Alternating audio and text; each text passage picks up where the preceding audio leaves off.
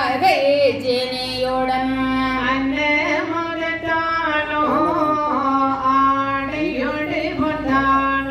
சொர்ணத்தான முதலாய் துவையற்காரர்கனவே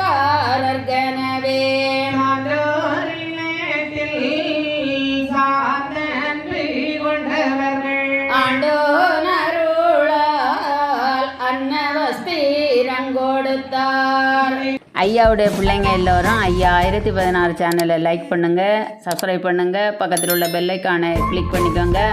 அப்பொழுது தான் நம்ம ஐயா 1016 சேனலில் வர்ற வீடியோ எல்லாம் உங்களை உடனடியாக வந்து சேரும்.